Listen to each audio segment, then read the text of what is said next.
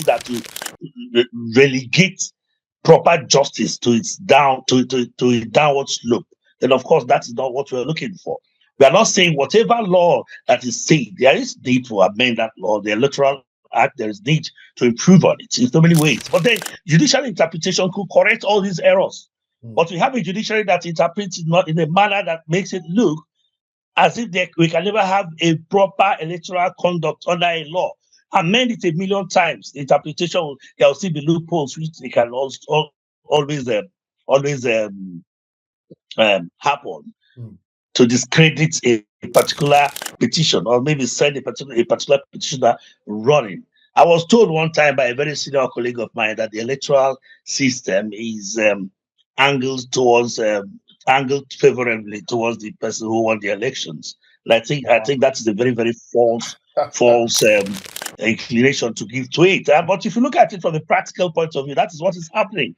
Almost all the governors that won the election in the last polls, all of them, they won all the elections in spite of all the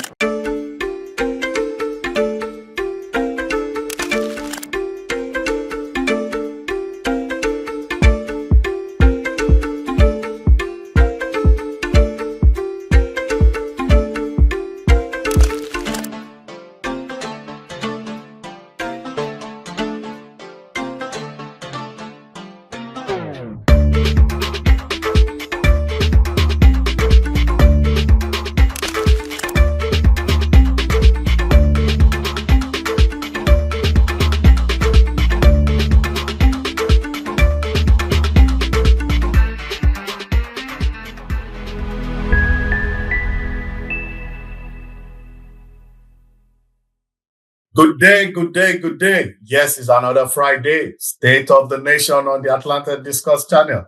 Yes, I know we had an Independence Day edition with David Uday. I'm sure you all enjoyed what David spoke about. We have a lot of work to do. Citizens, it's your call. Nobody's going to help you out with it. But we started a series a week back on electoral reforms. I promised you it was going to be a 5-part series. So this is the second part of that series as promised.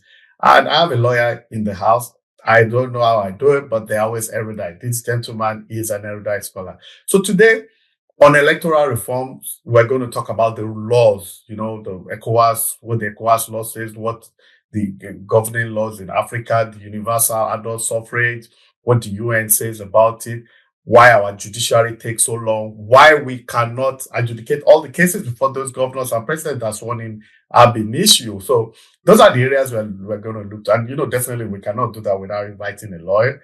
And this gentleman, Mr. Festus, let me get Ameh Ogwuche. Yeah, I don't want to bungle it. Festus Ameh Ogwuche. Mr. Ogwuche, welcome to State of the Nation on the Atlanta Discuss channel. Yes, thank you very much for inviting me. Thanks. You come so highly recommended. I mean, you're an activist, you're a lawyer, you're everywhere. You say it the way it is, which is what we like here, people that just go for the jugular. But, this week Nigeria was 65 and, a lot of people are saying very little to celebrate. Some say there's a lot to celebrate. The State of the Union, like they say in America, is not very strong in Nigeria. There's fighting here and there. So people concluded and said, look, it is the failure of the political elite, the failure of the political leadership, the failure of leadership. In different words, like we do not elect the right people. Our elections are not free and fair. So in that vein, that's why we are taking interest in what the electoral law is all about. Do we need to amend it? Do we need to change? So my first question to you is that people have said that Professor Dinkalu, whom is going to be one of our guests in the future also on this, has said that he wrote a book called Selectorates, the judiciary having undue input in how, our elections are sorted. So people rather go to court, that kind of thing. So my first question to you is that what should be the role of the judiciary in all this? Are they doing the right thing? And if there has to be an amendment in future vis-a-vis the way the judiciary handles our adjudicate these cases, what should be done? So over to you, sir. Thank you for inviting me once again, and thank you for your question. I think when it comes to the judiciary, Professor Dinkalu, Chidio Dinkalu, is an expert, and he has done tremendous work on it. Unfortunately, I've not laid my hands on his recent book. I think I'll get it by the weekend, but I had a preview of what the content is, and it's quite impressive. I would say that the judiciary has not played its role quite well since the advent of this democracy. And you notice that it has been rolling backwards in terms of standards, in terms of the justice criteria, in terms of the rule of law, the due process of the law, supremacy of the constitution. These very vital areas of governance that the judiciary is meant to uphold has all been kept in abeyance, to the extent that you begin to wonder if we have a judicial system at all. It has been one that's been battered over the years, particularly within the democratic dispensation. A far cry from what it was under the military, because in the military days it was respected, it had nobility, it had a lot of integrity, and you'd expect that the judiciary ought to have improved beyond the military establishment and the days of the military. But now the reverse is the case now, that you find that this is the era where the judiciary, the judges and justices are being hounded, are being treated like they are treated like common criminals, arrested at the midnight raids and taken to court as though they're armed robbers. And it's the same within the same dispensation that you find bending backwards and kowtowing to the whims and caprices of the political elites. It's sort of a paradox, though. But you may not have answers to the questions. But I think we have problem with judicial integrity regarding the kind of the decisions that churn out of their their their their their their their temples, the temples of justice, the level of indiscretions, the level of uh, judicial questions that need answers that have been hanging all over let the me place. put this quickly. Let me chip this in. How did we get to this situation? You understand? Is it the quality of lawyers we churn out, the quality of judges?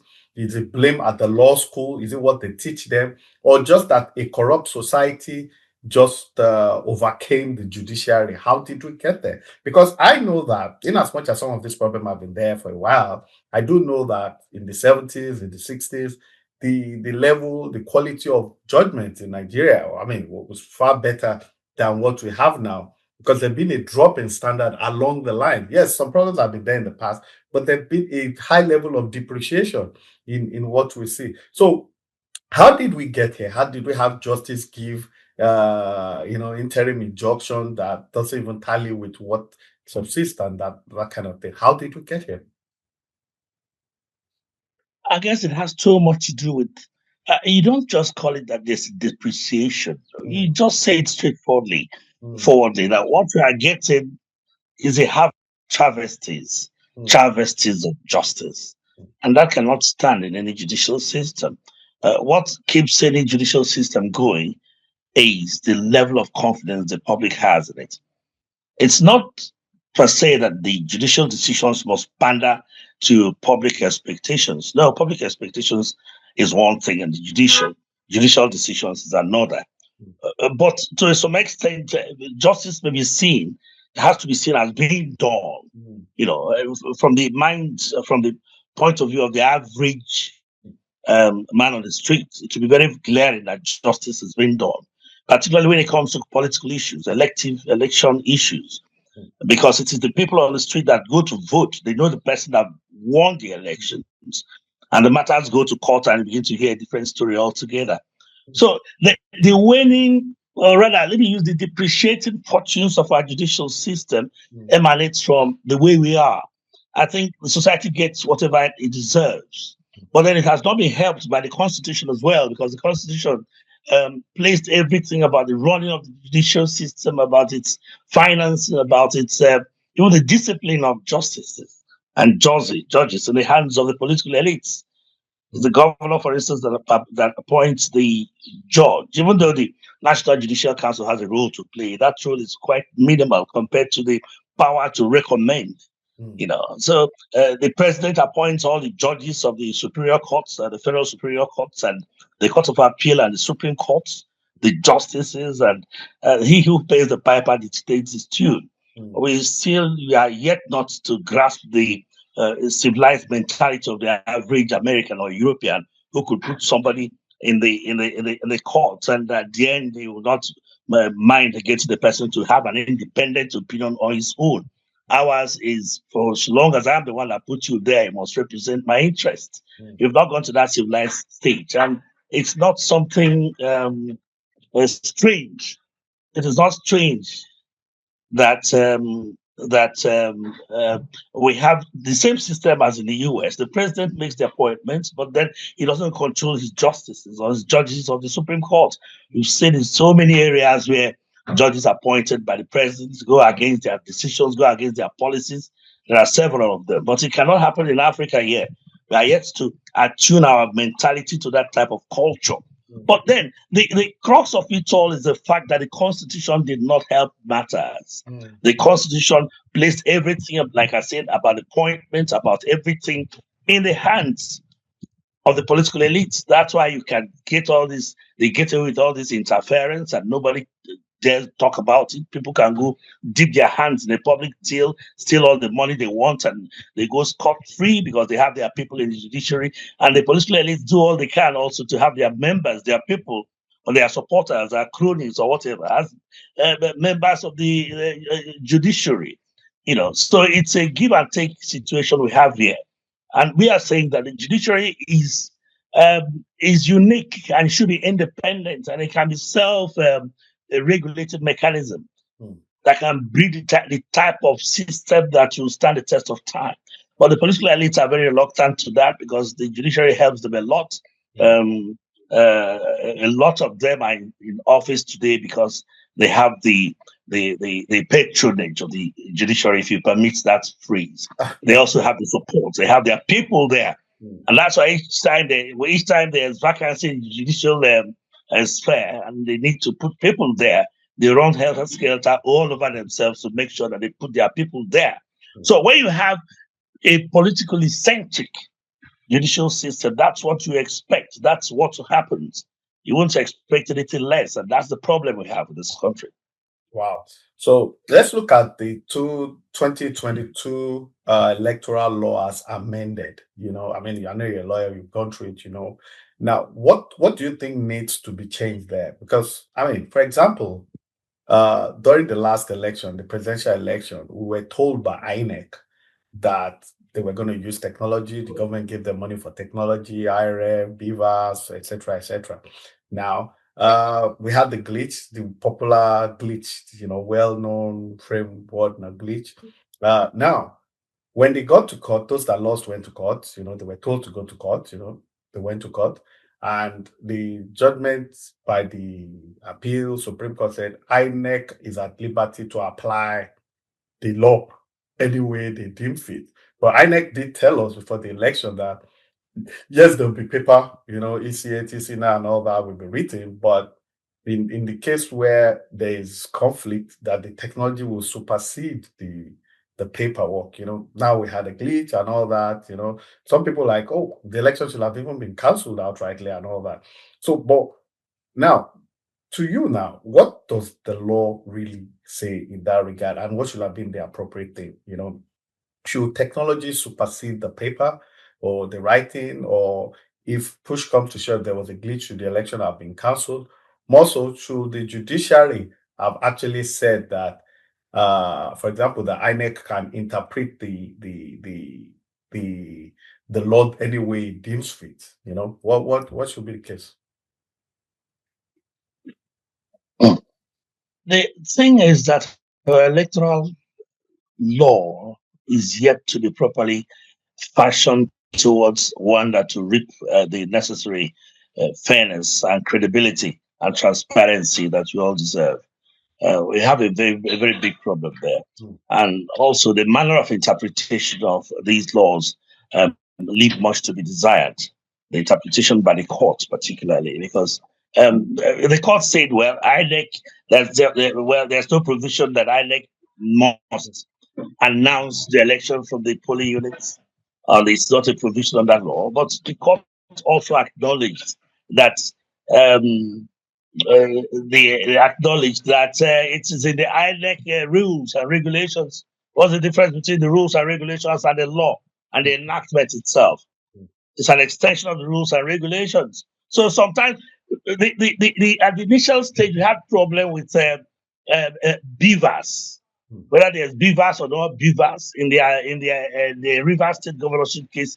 The Supreme Court came with an interpretation that it's not very clear cut, and so INEC has the discretion. I think the judiciary is just trying to make a way for INEC to exercise discretion on election petitions or election patterns, which is wrong.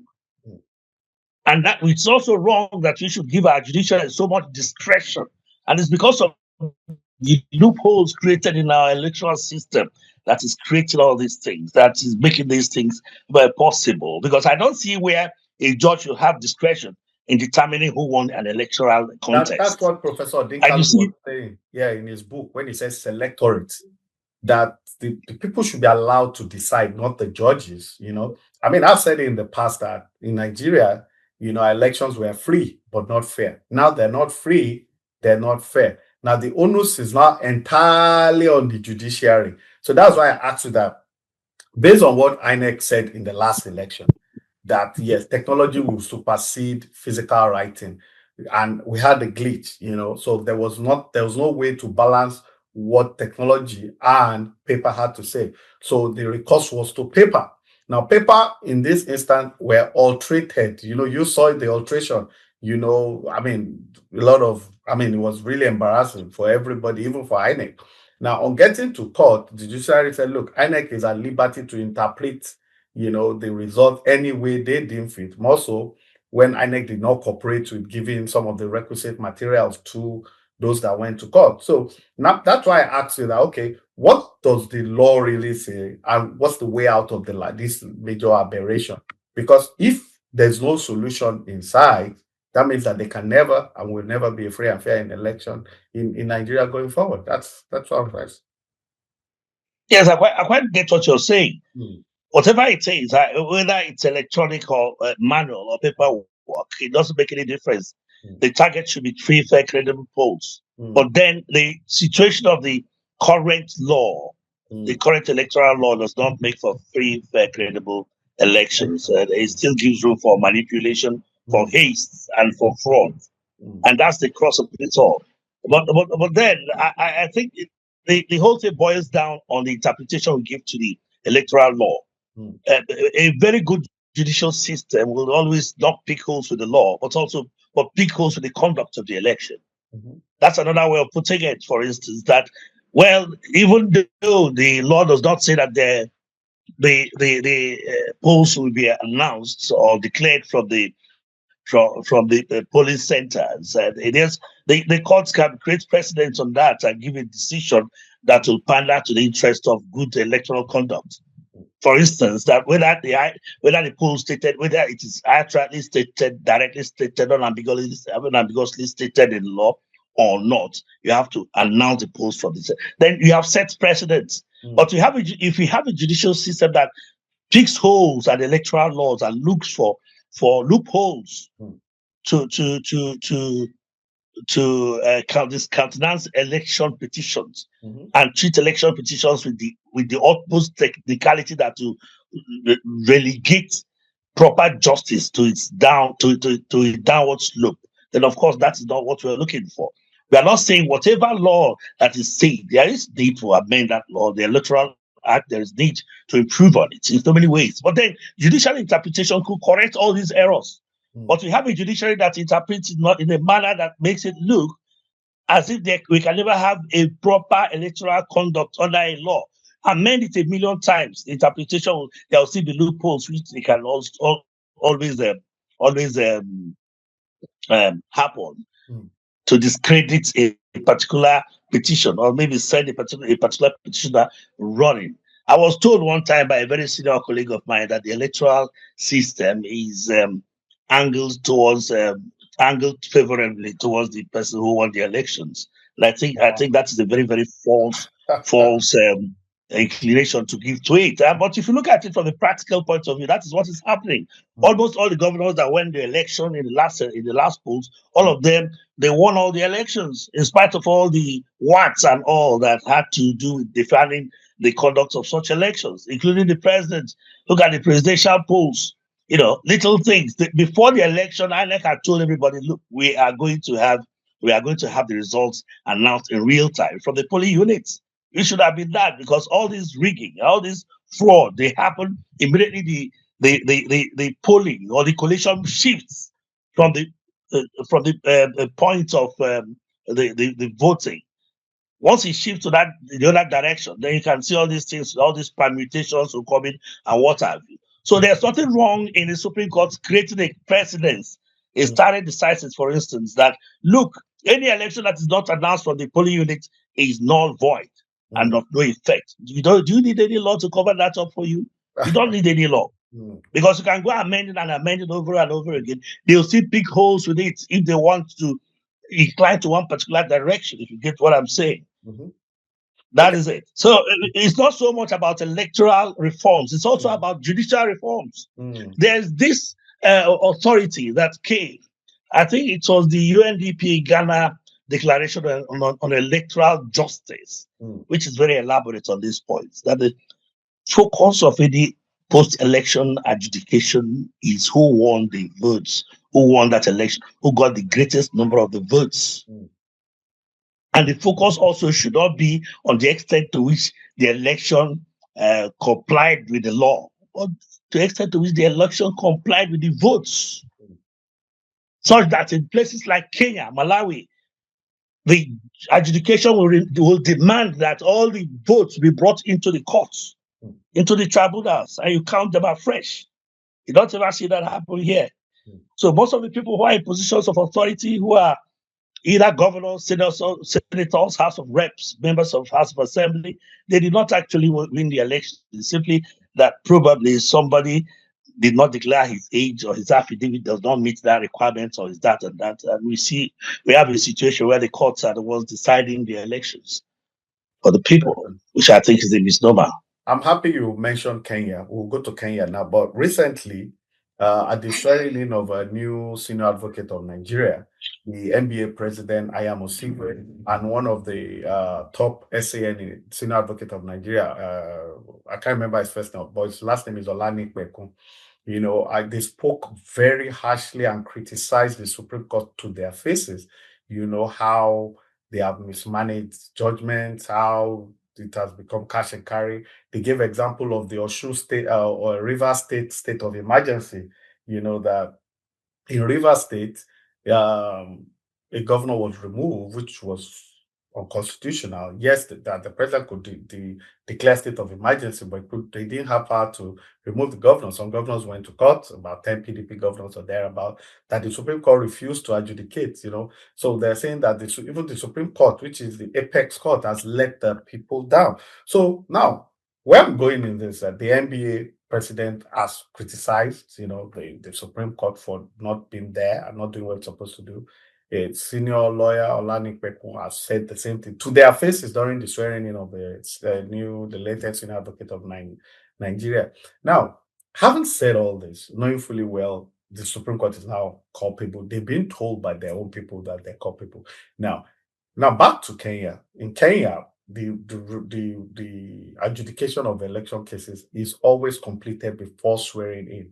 You understand? Like in Nigeria, you have about some time, maybe 6 months after the swearing or 9 months. I'm not sure what the law really says in that area. So the question is this. Now, knowing fully well that they boxed the Supreme Court to a corner now, is there any way out of this? And should we also add to our electoral laws that all cases should be adjudicated before the swearing-in ceremony?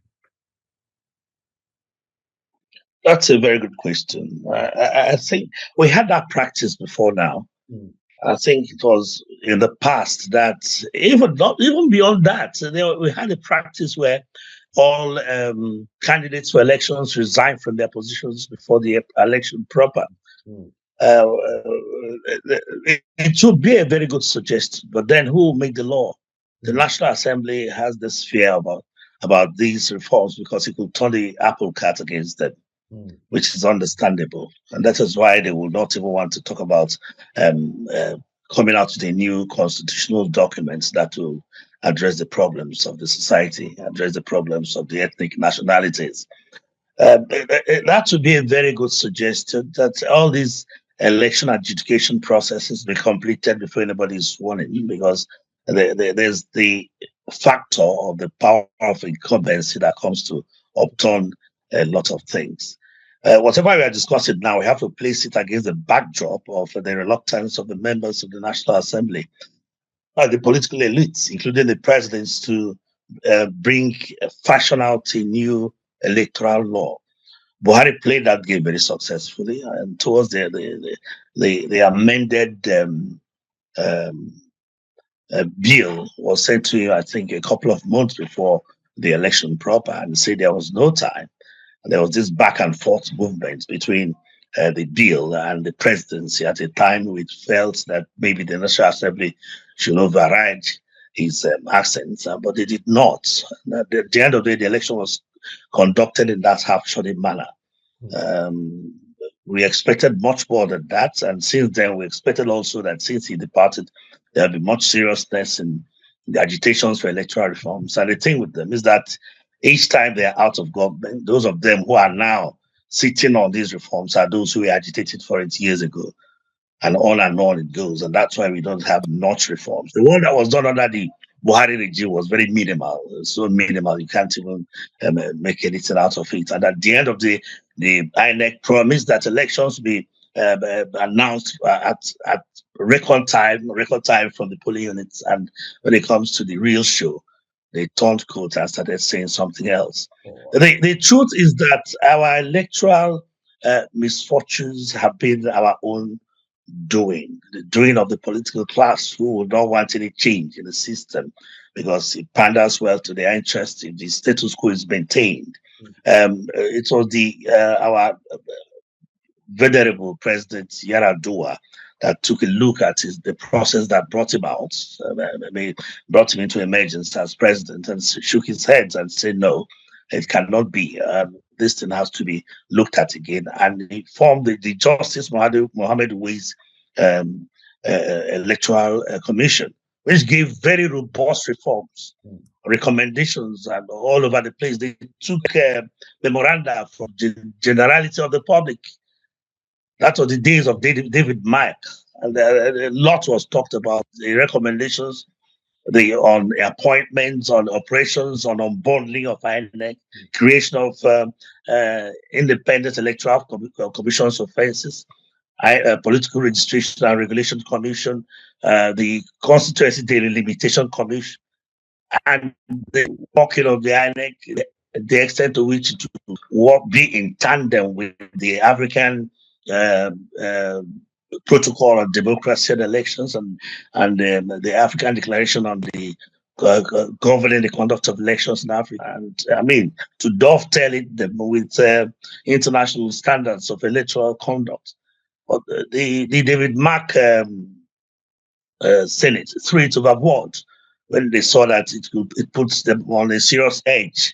And that's why we are saying that there hasn't been any seriousness from the members of the National Assembly. And you see that except for maybe what you are doing now, let's talk about electoral reforms. And all this noise about coalitions and all that is beginning to take all the attention. But that is not where the matter is. The matter is in ensuring that the election is transparent. At the end of the day, you have all your coalition and you have this wobbly electoral system that will bring in the wrong people into political office. And that's the problem.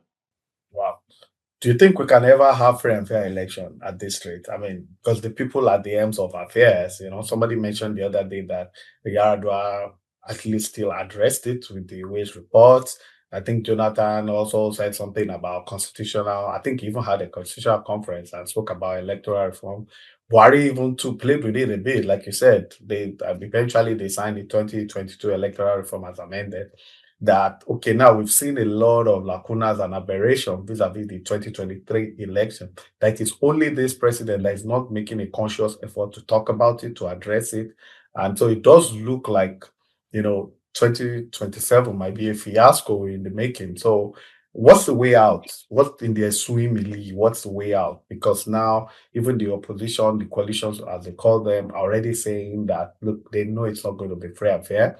Some gentleman on TV even said that if elections were rigged, then Nigeria will be going to war. Such rhetoric should not even be permitted. But people have been saying it that, okay, they're not going to even, whatever the result of the election is, nobody's going to court. They're going to defend their vote. And these are a recipe for anarchy, really. So in the ensuing melee, what do you think should be done by the government of the day, or who are the people that can take action on this issue if the government is not,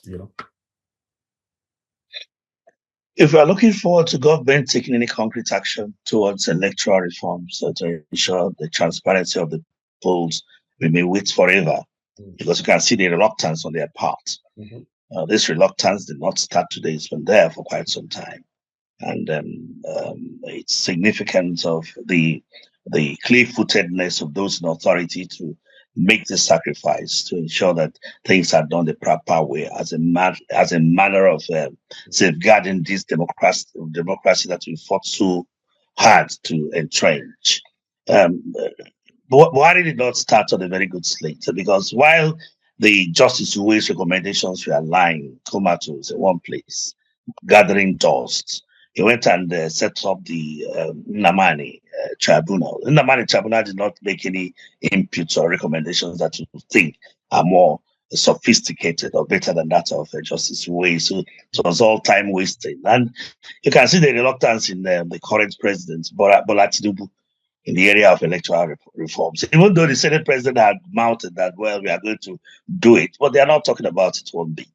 I think there's need for serious concrete pressure from civil society organizations and from activists like you and I. Even the politicians themselves, they are just busy coaliting between themselves without knowing the proper nuts to crack in terms of ensuring that, well, the elections of 2027 has some bit of guarantee for transparency.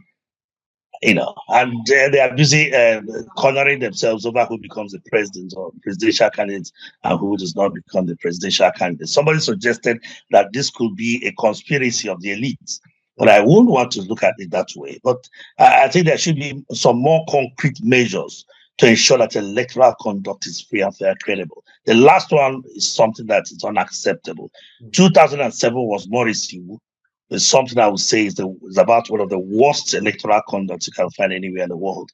The international observers have they come and they go, they keep saying what is going on. And it's not a very good mark for us, not at all, in the international community. And they tend to forget also that these things are really one of the measures used to calculate our level of civility, our level of conformity with democratic standards, human rights standards, and they don't think along that line. I think it was in 2023, 2019 elections that one of the former governor, El Rufai, said that those electoral observers who, any of them that shows his face there is going to go back in body bags and all that. And we had so much impunity going all over the place, and they are still there. In Lagos State, a lot of people were disenfranchised. If you don't speak proper Yoruba and you don't identify yourself as one, you're kicked out of the place. And you do not, your franchise is removed. And these plans are more entrenched and they are getting much deeper. That you expect a whole lot of violence and bloodshed in 2027 because the desperation is gathering storm every day and nobody's addressing it. So the proper thing is to go back to the Mohammed Uwais recommendations. Those recommendations, like I used to say, is the proper roadmap to the conduct of a proper electoral contest in Nigeria. It is. If you look at it, it's very comprehensive. What does the Uwais report says about elections in Nigeria? What were their recommendations? Very varied recommendations on both the INEC. The appointment of the INEC chairman should not be loaded in the hands of the president, and it must involve civil society groups, law reform commission, the women groups, human rights groups, medical doctors, and all that, who will constitute the body of the commission. And the elections proper will be focused on who won the election and who won the election by the number of votes. Not by technicalities of the law, not by pandering to certain interests, post and pre and post election, all these demarcations, useless demarcations that prop up in our jurisprudence. And we have to update our jurisprudence on election adjudication and electoral justice. Like I did mention, I mentioned the United Nations Accra Declaration on the Principles of Electoral Justice that singled out all these issues one after the other. The proper place to hang whatever reform we want in the electoral system is in the judicial system, because the interpretation they give will nullify any act of fraud, of act of malpractice that comes before anybody. That's why in Ghana, for instance, after the elections, how many election petitions do you see? If the electoral conduct is the elections conduct is properly done, you'll see less of petitions, less of people will begin to go to court. We'll go to court. But if you have it in a wobbly fashion, in the manner we do it here, what the average person needs to do is just to register to be a candidate in the election and wait by the sides and after the elections conduct and go to court and get his people to, you know what I mean?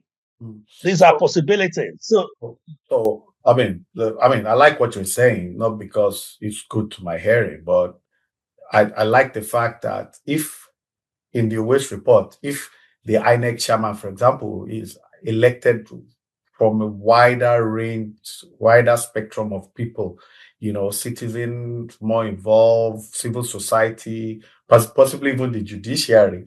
So that means I won't be at the whims and caprice of the political elites who currently exactly. Yeah, so I think that's a good way to start. One reason why we're doing this series is that we discovered that the number of litigations in the last election, the one before that, is really, really overwhelming. And we were a bit embarrassed when we saw the way the Ghanaian election transited smoothly. It's not as if Nigeria has not been transiting, but I don't know if we have to put smooth in it, because too much litigation. Go to India, over 1 billion people, they vote on a Monday, by Tuesday, same technology, same issue, the result. And, and these are countries that have been transiting from party in power to opposition seamlessly for a very long time. I mean, Ghana has a fantastic record for that also. To even imagine that the former vice president who was competing against the former president actually conceded even before the final tally was announced is actually very noble. I pray that one day Nigeria will get there, which is the whole idea. I just pray that the political elite sees the importance of it. Now, having said all this, we're on the verge of the end of tenure of the current INEC chair. There's been rumors, innuendos all around that somebody else is going to be, appointed and all that. So now it is clear that there's no law guiding. There's no new law guiding it. It has to be the president's sole right to appoint someone, So the only checks and balance there will be at the legislative arm of government, that's the Senate who will confirm this guy. So if the president brings someone, now we're all saying it, you are saying it, that the legislature just rubber stamps everything the president brings, be it a new loan, be it appointment. Those checks and balances are really not there. So the president appoints somebody, you can say 95% that this same person will be, scrutinized for TV, but it will be approved eventually. So wherein lies the hope for the 2027 election? If we keep saying, okay, we want electoral reform, we want this, what else can be done? We're all saying this. If the president doesn't do anything about it, if INEC comes in 2027 and announce, okay, this is the final tally, people complain, okay, go to court. Of course, you go to court, it's the same, same thing. So we're going on this vicious circle, and I'm not going to fault APC because PDP did the same thing. NPN in their own days did the same thing. You understand? So we're going in this vicious circle and all that. So what kind of danger do you think this portends for our democracy? The thing is that, thank God you recognize it as a vicious cycle, and somebody has to take responsibility for it, particularly in these times. In the NPN days, PDP days, the level of political consciousness had not risen to this level. PDP that did that much, but I think as the days go by, we have these hastes and fraud and malpractice advance in monumental forms. And that is very questionable. That should give anybody cause for concern. Some of us, I live in River State here, in Port Harcourt, and some of us, at periods of election, we have to take our families home because of the apprehension of the level of violence that erupts each time. At a point, this place was the heartbeat of electoral militancy. After a while, he shifted to my state, Kogi State, and it's quite a problem. But somehow the vicious cycle, as you called it, must stop. You cannot go in that merry-go-round Exactly. direction. How do we stop it? How do we stop it? Yes, that's what I'm coming into now. How we stop it is that something had been done by the late Yaradua, president of the Federal Republic of Nigeria, our very dear president. He instituted the Justice Ways Commission, the electoral reforms, which I think is the best ever you can find anywhere. It's unfortunate and it's very expected that the political elite would not want that kind of recommendation because it will totally throw them off balance. It gives also the picture of what it should have been if you had credible elections in Nigeria all this while. A lot of these people you find in positions of authority who claim to have been elected, or they have the mandate of the people, wouldn't have smelt anywhere into those positions. But here we are, and we are saying that we must revisit that Ways panel. Ways did not talk much about electronics, but then you can update its recommendations to reflect them. To give it to an intelligent group, they can update it to reflect, insert into its provisions or interpolate into its provisions those areas that are evolving, like artificial intelligence, like Vivas, like IREV, and some of these things. You plug them in. It's a simple thing. Just get people to implement those recommendations, and we are done. You need to have a look. I don't know if you have taken a look at those UA's, Mohammed Uwais recommendations. I see what I mean. Some of it, not all of it. Yeah. He went the extra mile to making these recommendations, even defining what should be the role of the security agencies, the security forces. I was in River State here some couple of years ago in the 2019 elections, and the soldiers were involved in the elections. Also in some other parts of the Federation. And you think that should not be described as bizarre? I think it's totally bizarre.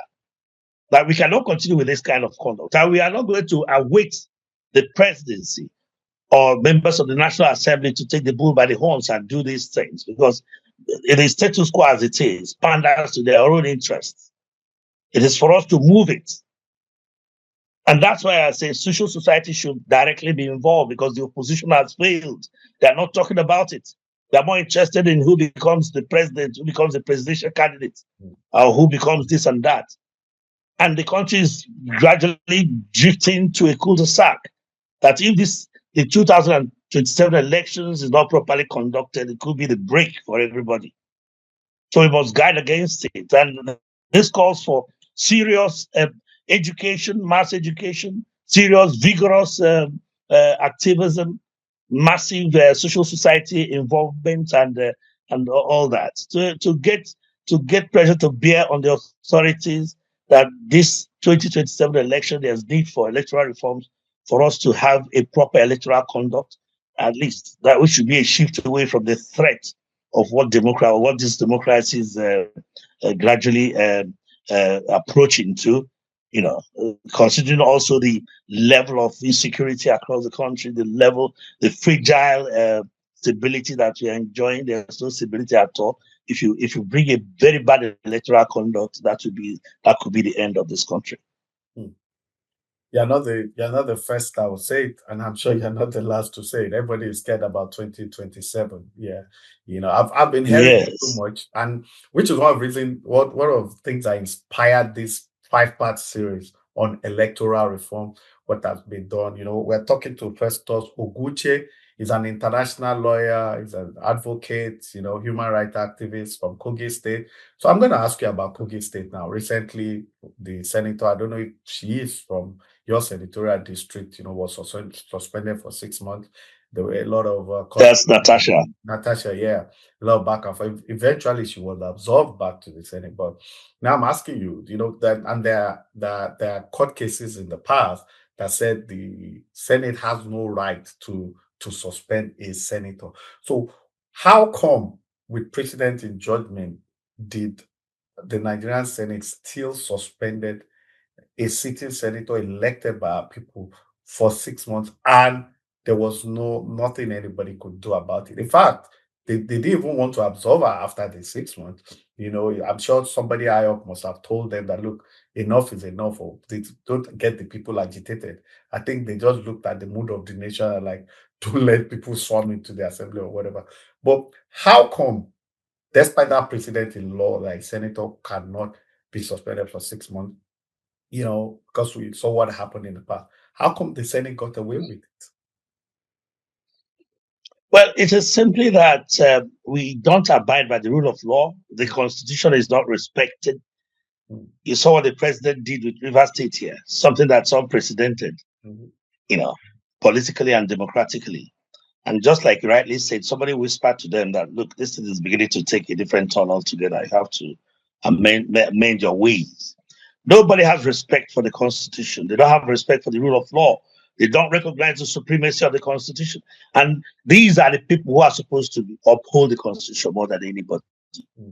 And that is why you have a judiciary that can give any kind of child state likes and get away with it, because nobody's having oversight over it, and they're not being guided by their conscience. Oh, wow. You recall that we had a better judiciary even in the military days. When we had the judiciary that was when Gani was fighting IBB, they were getting judgments. Judgments. Justice Kayode put Justice Oputa, Justice Nnamdi, great jurists that were there. Nikki Toby. Yeah. You don't quote their decisions one bit.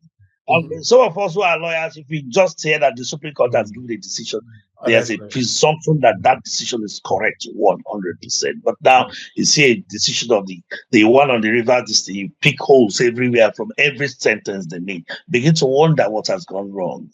Everything has gone wrong with our political system, and it's just out of the activities and desperation of the political elites to have everything in control for themselves.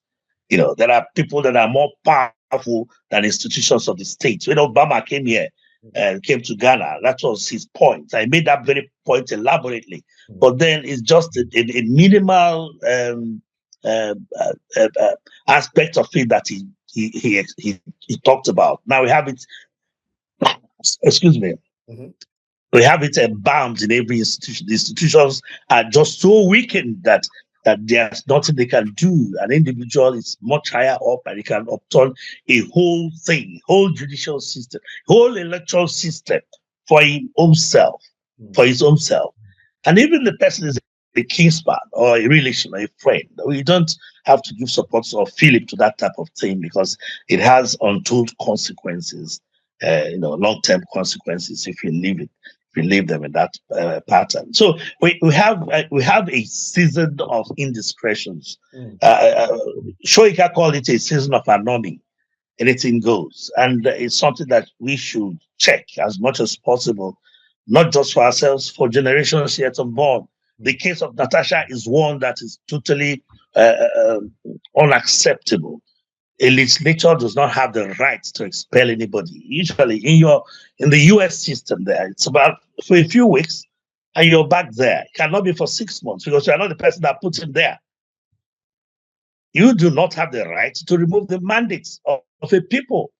If push comes to shove, you can start one kind of proceedings to withdraw the person and let the people vote again. But it must be through the exercise, the direct exercise, franchise of the people that put the person there. So by keeping her out of there for 6 months, you have denied the people she's representing for that period of time. And there are a series of decisions of the courts, but it still went ahead and defied the authority of those decisions, the fact that those presidents are there, because they know there's no consequence for them against them if they disobey the law. They went ahead and did their own thing. And she spent the whole 6 months contrary to existing laws, existing jurisprudence for our courts. And that's a very sad comment on our situation. You mentioned that some of the actions were unprecedented. But Obasanjo, I think, state of emergency in, Plateau, he removed Darie. I think there was one in Ekiti that brought in Olurin for 6 months also. I think it was only Jonathan that declared state of emergency without removing the governor. I'm sure you probably just forgot that. Now, my final question. Go ahead. Okay. Go ahead. No, I'm just trying to say that even though it may not be unprecedented, but you look at it from within the context of the action of the president that time. No, it's just the same thing, because it gets to removal of the governor, which is a total. It's even criminal, because the International Court of Justice in the case of Slobodan Milosevic against prosecutors said it's state capture. It's criminal. It fetches international sanctions. It's also called capture of capture of state resources or something like that. But you see them doing it here. But then you cannot begin to go around the cycle all over again, because somebody had done it wrongfully in times past. Let me chip in this. This is your final question. We're pressed for time. Yeah. Okay. Yeah. I mean, from all indication, and I hope no apology for this, from all indication, the executive is, of course, naturally at the whims and caprice of the president. The judiciary, as we know it, is also no more independent, at least as it is today. There's no sign to show that they know what they're doing or they want to do the right thing. Now, the legislature, as we know it also, is at the whims and caprice of the president.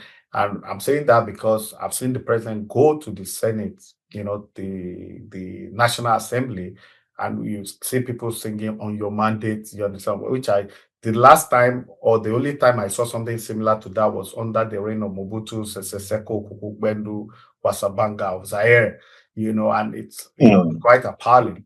So if the 3 arms of government are not doing what they are supposed to do, you understand, and if we diversify to other areas, law enforcement, which should be an arm of the executive, and to the level of a cohabitation with the judiciary, is also not doing what they're supposed to do. There's a lot of lawlessness in the land, a lot of killings. Even the military is underperforming, So my question is this, I'm not going to ask you whether Nigeria is a failed state or not. I've been asking, and most of the time I get the answer, well, it's not yet, but it's close to. Now, should we be worried? It's my question. Should we be worried? Is there cause to be scared? Is there cause to be worried at this rate? That's your last question. Yes, there's serious cause. There's serious cause to be worried. Your worry is not unfounded. And that's why the likes of Emeka Anyako is calling for a pluralistic system that will embody every other thing. Is sort of asking that you go back to the Westminster type of government, because those of them that came with the presidential system, those of them who went and studied in America and came back in the 70s and returned and were singing songs of the presidential system, clearly stated, giving us the picture that it's going to be the proper and most effective measure to govern a typical African society. But look at what you are saying. They didn't put into consideration that the presidential system, first of all, is very expensive, and secondly, that it can create monsters out of citadels of governance. Oh, wow. Which is very, very bad. And we now have governors who are running the states as if it belongs to their family, because of the executive powers that lies to the president is very enormous. In the Westminster type, it wasn't as bad as this. There were some checks and balances. There was collective responsibility. There was some bit of sanity, even though some of these things went out of the way in the Western region, where there were some crises here and there. But those crises were not engendered by the facts of the working of the Constitution. The Constitution was effectively on ground that the Prime Minister is a member of the Parliament, the ministers are members of Parliament, and they have collective responsibility, and they call each of them to order. That within the parliamentary sitting, the prime minister can be kicked out by a vote of no confidence. Don't need much talk, much grammar. And the Westminster type is a little more attuned to our type of diversity. The prime minister has to come at least every week to address the parliament. Yes, exactly. But look at your presidential system. It is even turning totalitarian in the United States. It has tyrannical dimensions that can be explored, and that's what they are exploring here in Nigeria. All those institutions you named, I know you fell short of saying that the judiciary is under the wings of the president, but it is correct to say that it is in the pocket of the president, the National Assembly, every other institution you can think of. Wow. And that's the fear. So it's not just about electoral reform. It has to be with looking at the nature of our democracy, the type, the brand that you are practicing. Is it properly attuned to the way we are? Recalling the Second Republic and the First Republic, they had great economies from these three regions, competing over themselves on equality. Very healthy rivalry. Very good rivalry amongst television station here, television station everywhere. I think one region we build a television station, everybody build a television station. One region builds a university, everybody builds a university, So if I've been going on, so what you're saying is we have been going on at that pace and the military had not come in, had not intervened in any way, we'll be better off today. Even if the military had come in, we can still go back to it after our failures in the presidential system. So you recommend not just that alone. I think that the manner of our federalism is one that is totally jaundiced. Permit my word. The manner of federalism. We say it is federalism, but we have a center that is stronger than all the component units put together. What did you tell Professor Casey Ware about that you call that a federal structure? And we really need a federal structure that will give enablements to all the subnational entities to thrive on their own with a weak center. Then everybody will be on his own. There won't be that much competition for the center. Everybody wants to be in Abuja. To get to Abuja, everybody wants to be controlled from Abuja, which I think is wrong. It is wrong. Yeah. So, looking at the uniqueness of our nature, of our nature as different peoples and different tribes, different tongues. So I think the Westminster type of democracy, recognizing the pluralistic nature of our existence, will pander very much to our interests. And Emeka Anyaoku is making a good case of it, but nobody's listening to him. Yeah, unfortunately, about a month ago, we interviewed about 4 people that went to that conference, the Patriots conference, Mr. Inuro Wills, Mr. Magbe Kentebe, Ankil Briggs from Rivers. I think we did Professor Otobi too, about 4 or 5 of them, So so what we do really for State of Nation, it's not just saying the news of this. We pick a topic, something that can be relevant, and we look at solutions. So, in your case, for example, for today, episode 2 of on electoral reforms, you have rightly said the waste report. I really picked that. The waste report is a parameter and a yardstick. Even though not too much was said about technology in that report, it can be brought in and adopted. Secondly, which was very important also, is that our system of government should be the Westminster type because of the plurality of our society. You even have on the waste report saying that picking the INEC chairman should not be the sole provision of the president, the sole preserve of the president. It should be an all-encompassing selection process, So, but Mr. Ogwuche, international lawyer, you've spoken very well. Thank you for your time. Like most of our guests, we always find time to bring you back. Time is never really our friend. You are there in Port Harcourt, human rights advocate, activist. There's so many other questions I have that I couldn't go into. Wanted to talk on the United Nations Human Rights Charter, the ECOWAS law, this and that. A lot of which have been violated. But then we always find time for it. Thank you, Mr. Festus Ogwuche. Thank you very much. And I remember when you said when there's trouble in rivers, you run to Kogi. So Kogi to you run to. So only God knows where you're going to run to in 2027, because it looks like those I two run to places. Ogbomosho. Yeah, no state is going to be easy from what we say. Yeah, because the obedient are saying nobody is going to court. The ADC people are saying nobody is going to court. That they're going to everyone is going to be sorted at the polling booth. But I do think that sanity will prevail at the end of the day. Nigeria we always have a God moment for all these things, and all that. Once again, I say thank you for coming to State of the Nation on the Atlanta Discourse channel. We hope to see you again. Thank you very much. So to our viewers, that's the end of Thank you. part 2 of the on the electoral law, process series.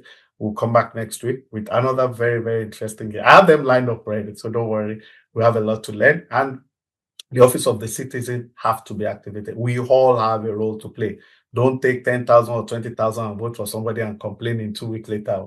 No, be so the thing will work. Okay, Nigeria is 65. Hopefully, before it's 70, we get it right. Or maybe before it's 66 or before it's 67. Thank you. It's a wrap. Bye, everybody.